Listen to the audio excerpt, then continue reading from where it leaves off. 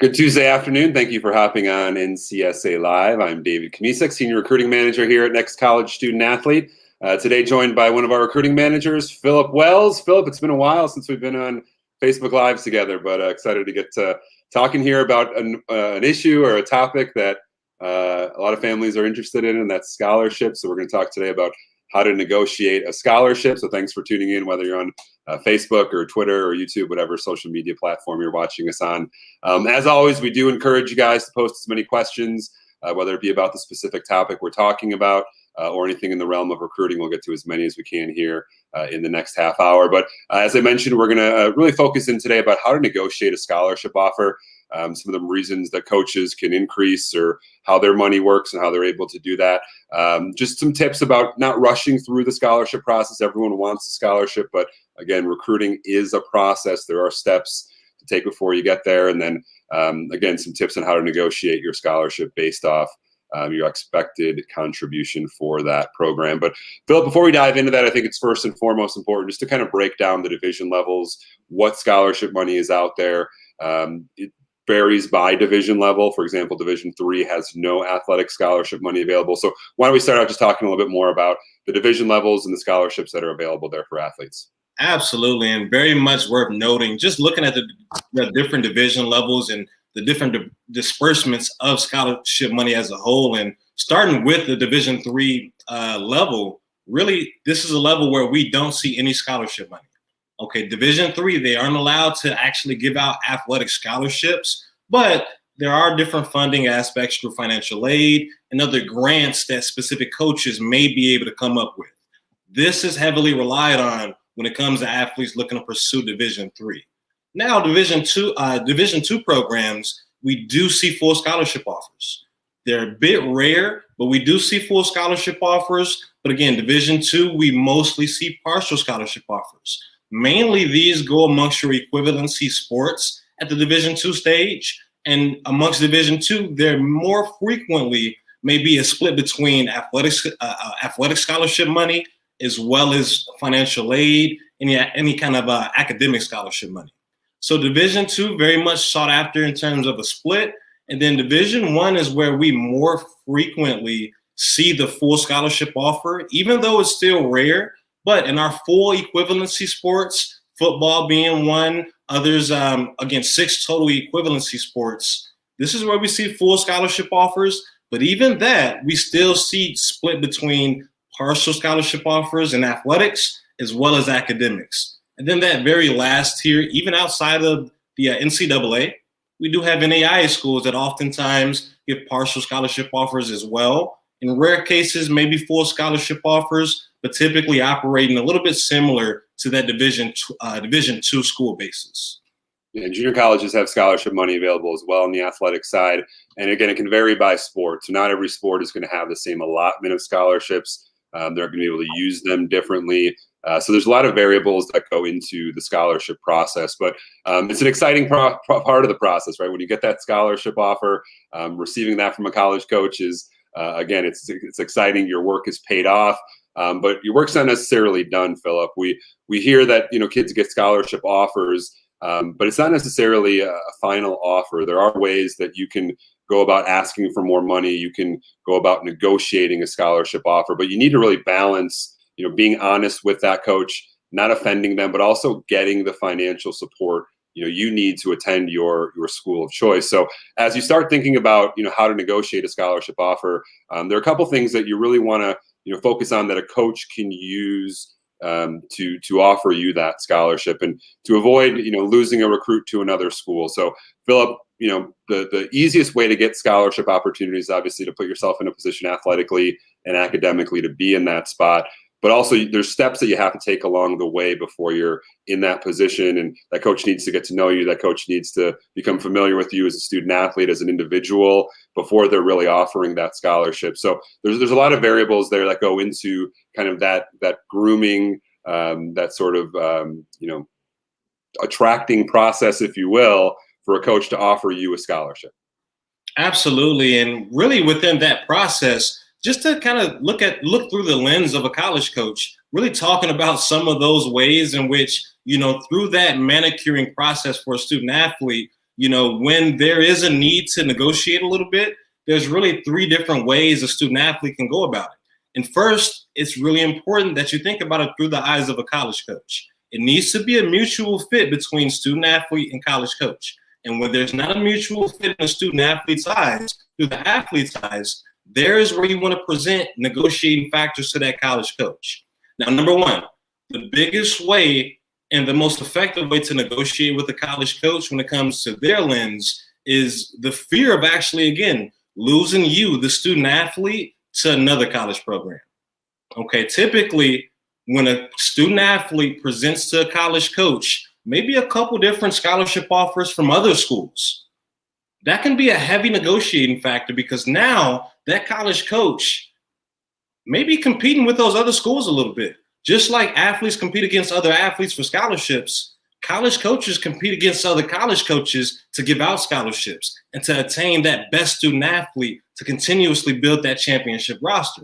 So when it comes to that athlete looking to maybe negotiate, increase that scholarship dollar a little bit more, if you come to that college coach presenting that coach with a couple other schools where you've actually received scholarship offers from, that can hold a lot of weight for that college coach because now that college coach is faced with, hey, do I let this athlete go elsewhere, maybe one of our competitors, or do I up the ante a little bit? Do I up that scholarship offer a little bit to this athlete to make sure that he or she comes to my program? So that, I would say, is the biggest leveraging point for a student athlete when it comes to negotiating a scholarship. And really, there's a couple other factors as well. Not so much in the athlete's control, but very much important to make note of when it comes to that athlete that needs to negotiate a little bit. One of those factors typically can be receiving a little bit more money, David, later in the process. So, David, talk a little bit about, that athlete that may have a shot at money, a little bit more down the line outside that initial offer. Yeah, it really depends on how badly does that coach want you, right? If that coach doesn't want you, they're not going to offer you scholarship, right? This is a business for a college coach. They've got to, budget the scholarship money that they have available. Scholarships aren't growing on trees for these coaches. If they only have, 4.5 scholarships for their entire program and maybe only 1 scholarship available for your class, you've got to put yourself in the best position. So again, academically, athletically, making sure that you're checking the boxes that college coaches are looking for. But also in the recruiting process, money can become available a little bit later on in the process. If a kid transfers, a kid leaves school, scholarship money could become available that maybe wasn't necessarily planned in that coach's budget for the next year. So again, that's where having options and putting yourself in a position where you can come back to that coach and say, hey, coach, I really like your school. Right now, though, I do have another offer from a program that's willing to give me half of my education paid for. Right now, you guys are offering 30%. Is there anything more that you can do to help with the financial aspect of the scholarship process? So think about it as a job search, right? You're not just going to apply to one job and then try to leverage it. If you have different options as a future employee, you can play the game a little bit because, again, college coaches are absolutely playing the game. They're trying to get a student athlete on their roster for as little scholarship money as it's going to cost them. So if there's not other options and the only option you have is a 20% scholarship from that coach doesn't have a huge need to give you more money to bring you onto their program. So again, a lot of negotiating, a lot of leveraging, a lot of playing the game when it comes to scholarship for college coaches and certainly for student athletes as well. And Philip, the initial thought is when you first have that conversation with a coach, you want to jump right ahead. Are you going to offer me a scholarship? Are you going to, how much are you going to give me? Am I going to get a scholarship to come to your program? But as we talk about, the recruiting process is a process for a reason, and there are a lot of things that need to happen. So typically that first conversation that you have with a college coach, scholarship probably isn't going to come up unless that coach is really evaluated. They've seen you, and at that point they really want you. But typically there's a little bit of gamemanship to that before the scholarship offer comes. Absolutely. And within that process, it's not something we can rush. And we'll talk about that a little bit here in a second, but we have to manicure the process and make sure that, hey, we can get initially the best scholarship offer possible. We can get the best offer possible, even if a scholarship is necessarily not a tie to it. Maybe it's a roster spot. And we want to make sure it's a good fit all around. It needs to be mutual for that college coach. Typically, it probably will be if they're sought after you. But for you and a family, it also needs to be a good mutual fit. And the only way to determine that is if you take your time throughout the process and really look at it as a process versus just looking at something to jump the gun and get a scholarship right out the gate. It doesn't happen like that. And typically, you will put yourself as a disadvantage if you look at it that way. And one way in which, or I'll say the last way in which is most popular, and it serves as a big negotiating tool for student athletes when the timing presents, is if a student athlete gets significantly better over time to a college coach, and that college coach has no choice but maybe to up the ante when it comes to that scholarship dollar.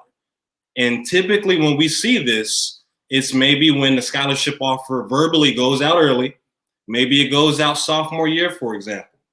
Then over the course of sophomore year and junior year, maybe you have a couple breakout seasons as a student athlete.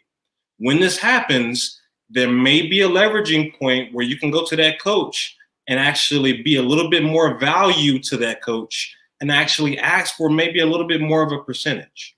Now, in that same boat, something that's a little bit more rare is when a student athlete can maybe pay attention to that college roster.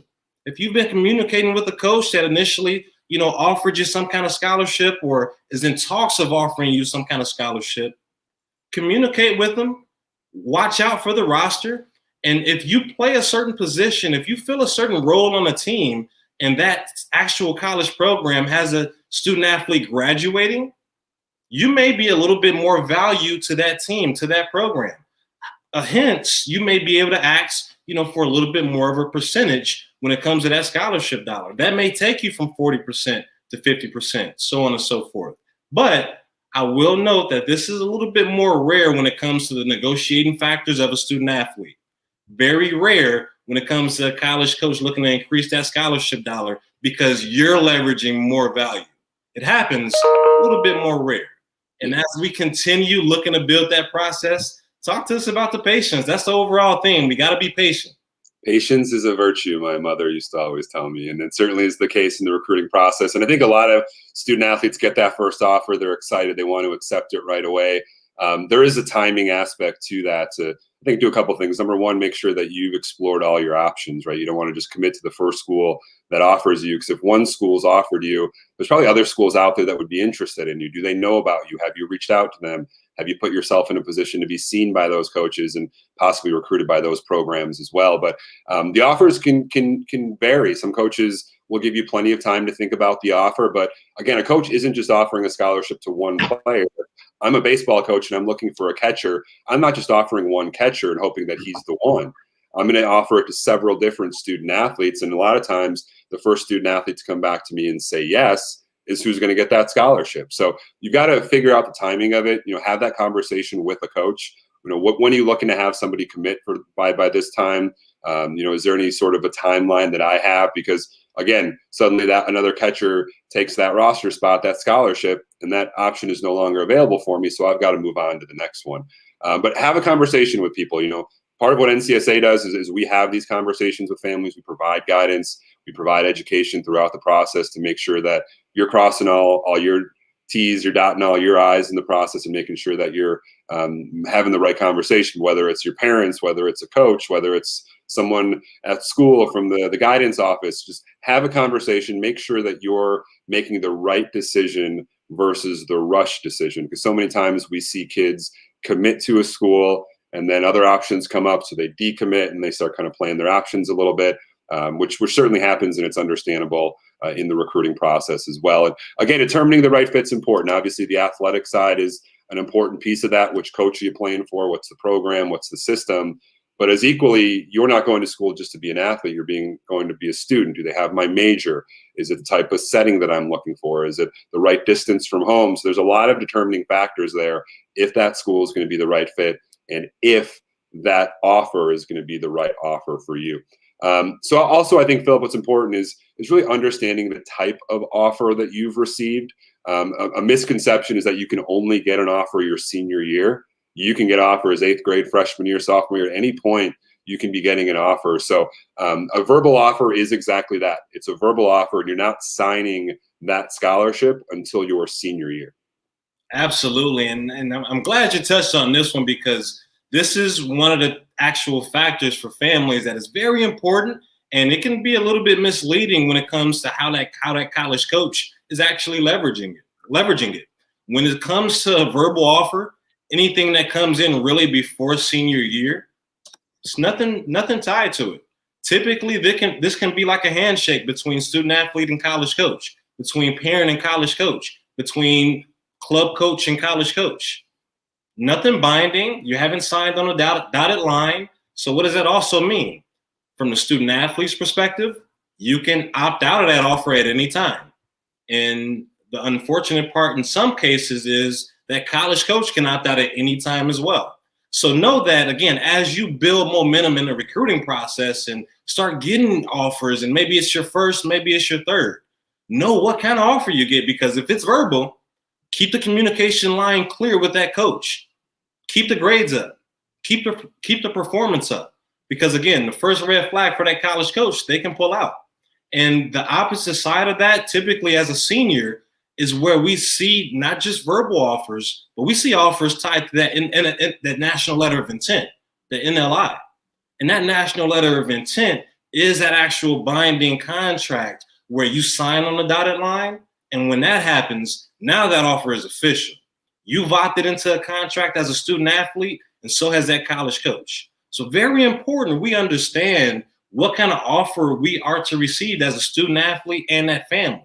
Again, whether it's a verbal offer and we need to manicure it a little bit more, we need to maybe communicate a little bit more to turn it into something that's outside of just verbal, or whether it's senior year and we're getting the actual contract and we sign on that dotted line, and we need to know that we're actually committed to that school and we're going to that school.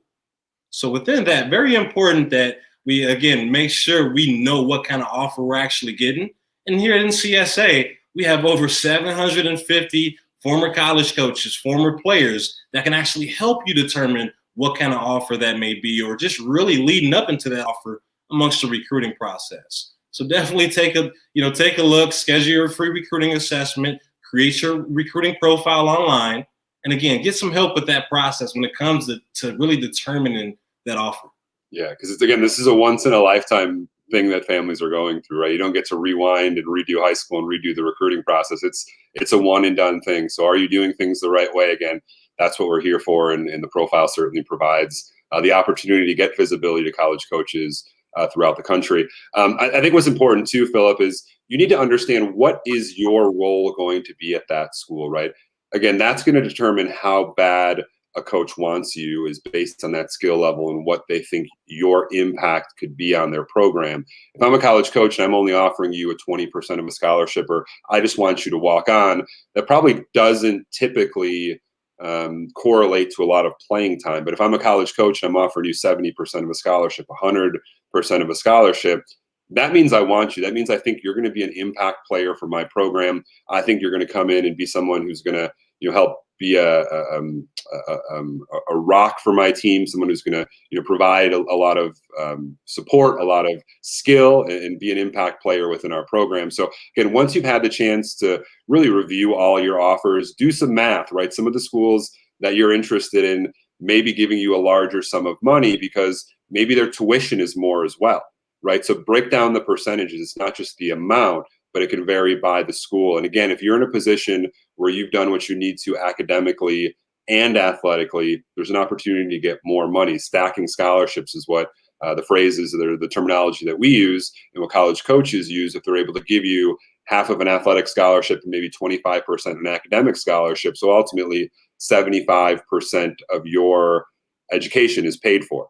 So again, figure out the numbers. It's a lot of math to it. It's a lot of number crunching, and it can certainly be a little bit uncomfortable to maybe go to that coach and ask for more money. There's a right way to do it. There's certainly a wrong way to do it. But again, the more you know about the financial aspect of that school versus maybe another school, how does that vary? How's, what's the percentages in terms of what I might have to pay as a student athlete, or loans. No one wants to have loans these days, but certainly is a part of it as well. But again, the more that coach wants you, the more money they're going to offer you, and typically that means more playing time in your college career as well. So, Philip, anything else to add about just kind of the negotiations? Again, I know it can be an uncomfortable thing for a 16, 17-year-old kid to be going to a college coach, but again, coaches have been through this before, right? They're used to negotiating scholarships, and again, they're going to try to get that student athlete at their program for as little money as it costs. Again, there's a gamemanship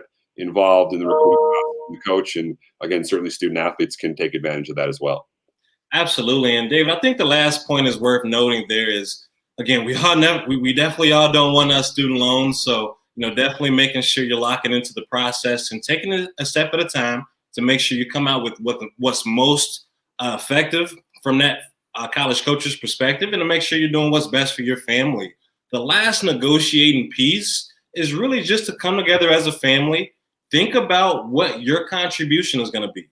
Think about, again, a little bit more math, but think about what that contribution might be and use that as a way to actually leverage what you're going to ask that college coach to negotiate. Use that as a piece to leverage what scholarship dollar you're going to actually need to make that to make that school, that program, affordable for you and your family. And again, that may look like, looking at a scholarship offer package.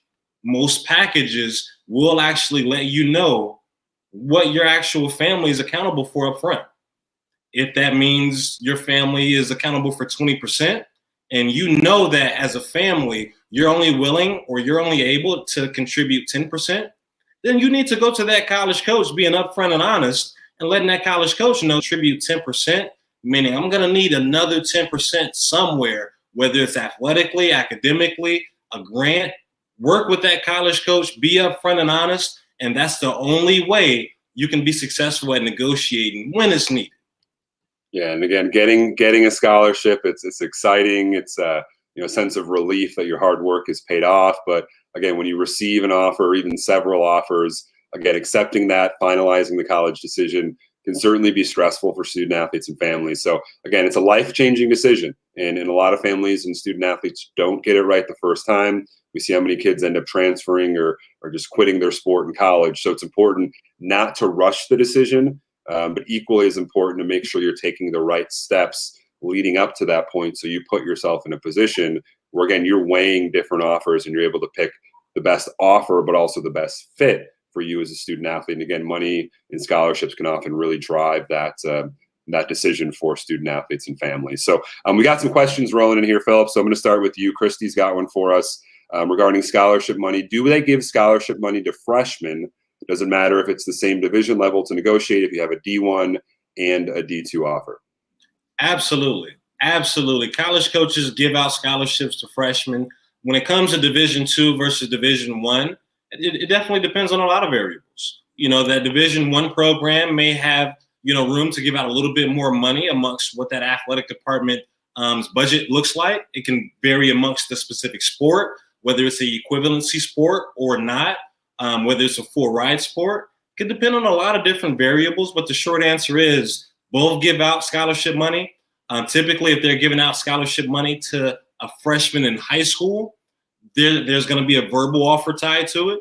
And by the time senior year rolls around, you want to turn that verbal offer into a national letter of intent where you can sign and commit to that given school. Awesome. We got a question here from Dawn. Wants us to go more in depth in terms of Division III grants, out-of-state initiatives.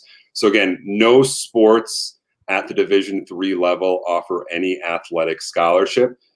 That doesn't mean that college coaches can't offer you financial help. Again, it comes in the form of academic scholarships, grants, state initiatives, as Dawn mentioned here. But again, coaches can still recruit you. So a Division III school, they can go to their admissions board and say, hey, we want to bring the student athlete in. Here are their grades, here are their academics, here's their financial situation. What can we do to help bring the student athlete to our program? The more that coach wants you, the more they can push to offer you more money or offer you more help. So again, there is negotiating at the Division III level. There is recruiting.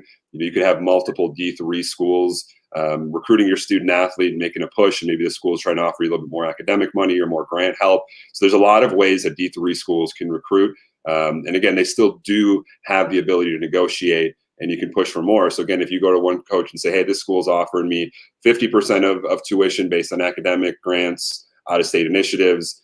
Can you guys offer more because we really like your school? Maybe that coach comes back and offers you 60%. So again, D3, there is still opportunity out there. Again, just not when it comes to athletic money. Very timely here for 2021 graduates, so seniors. Vernon wants to know, Philip, what do you do when the athlete is a senior? Seniors right now are kind of facing a huge time crunch. It's the end of April. They've got maybe a month or two left of their senior year of high school. A lot of scholarship money is exhausted in the 2021 class. There still are opportunities out there. So if you're a senior right now, Philip, what advice would you give to someone who's still looking for some scholarship opportunities?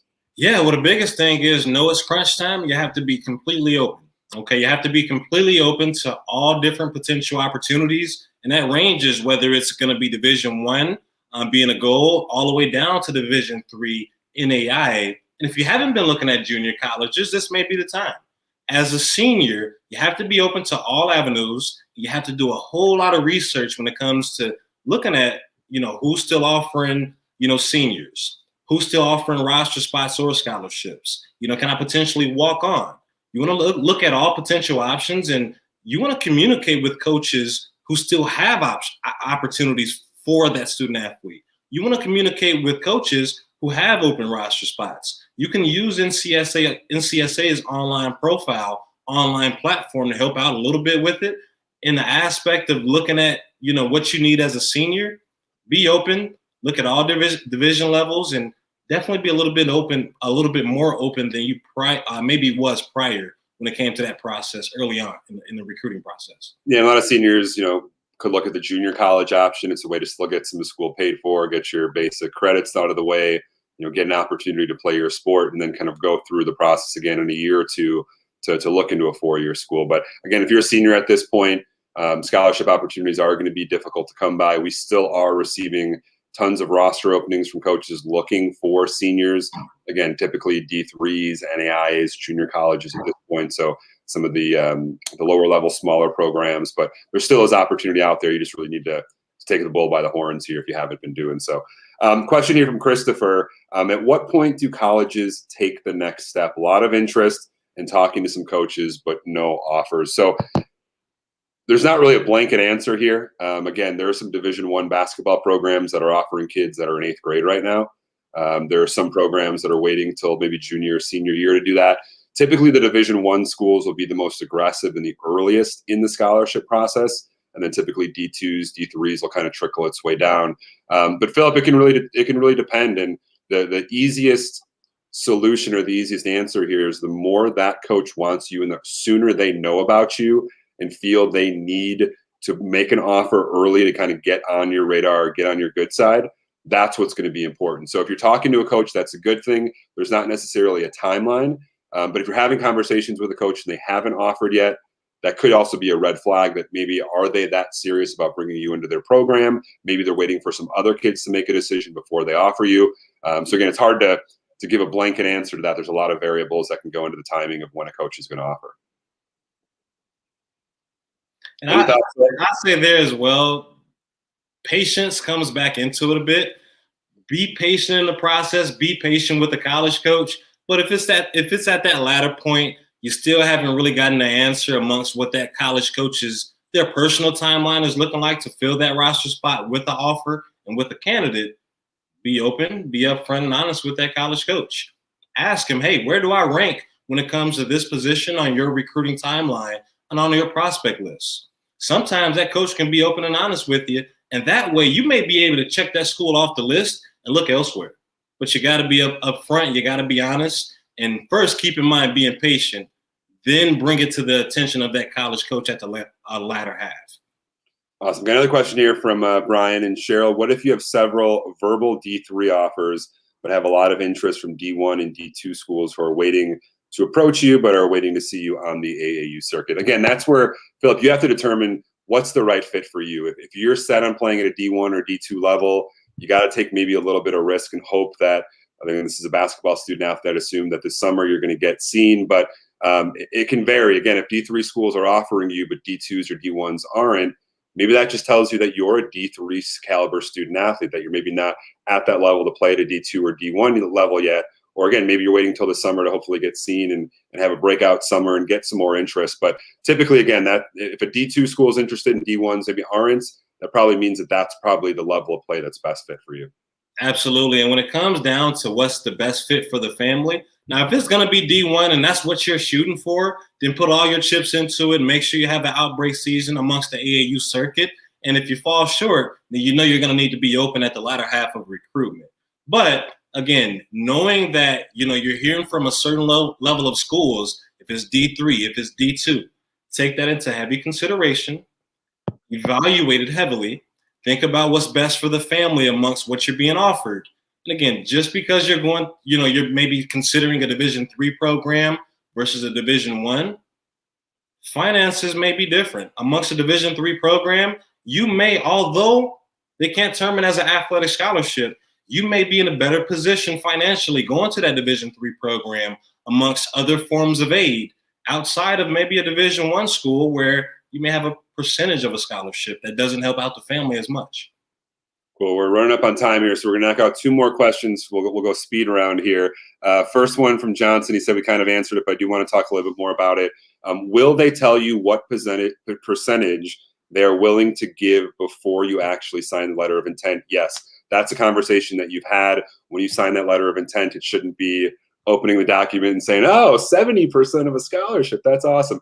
Conversations that should have been had at some point prior to that. Again, the LOI, the National Letter of Intent, is just going to be what you've already kind of communicated and talked about. Last question from Sophia. Philip, we'll turn into this one.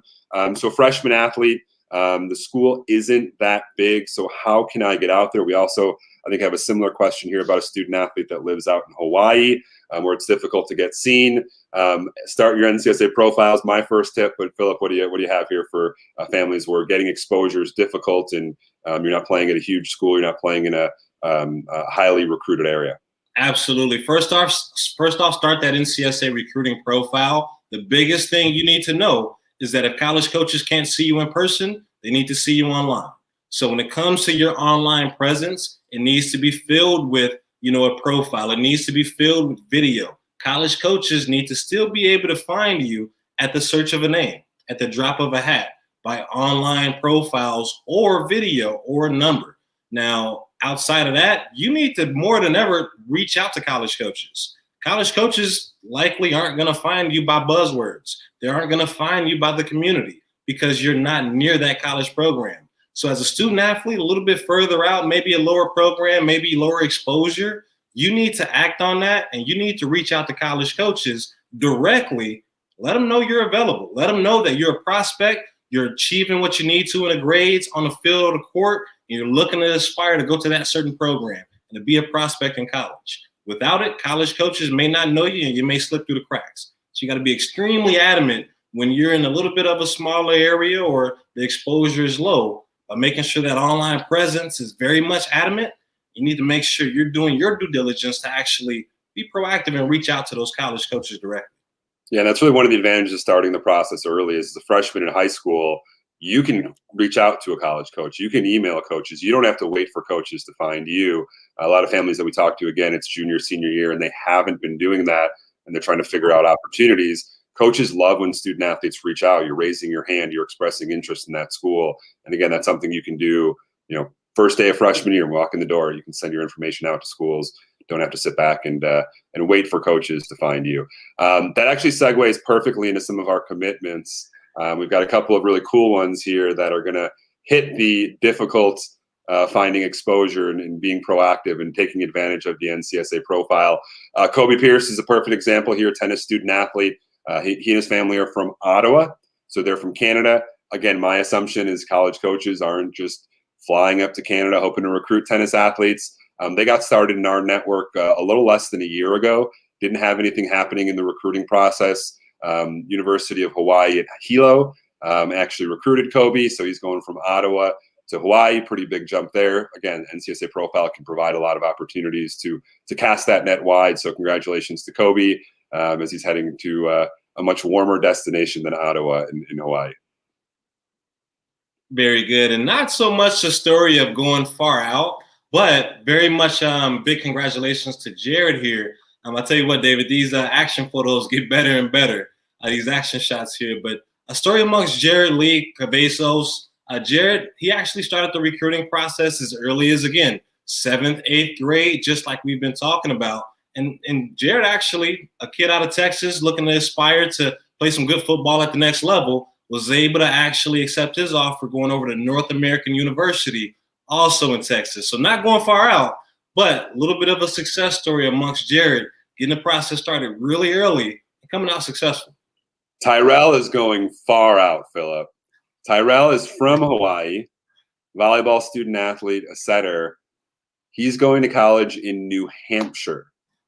That's a far one. I tried to Google like the distance between the two, but I couldn't get the mileage. So if flights existed that flew from Hawaii to New Hampshire, it would be a 14-hour, 15-minute flight direct from Hawaii to New Hampshire. So again, Tyrell, Colby Sawyer College, again, utilize the profile.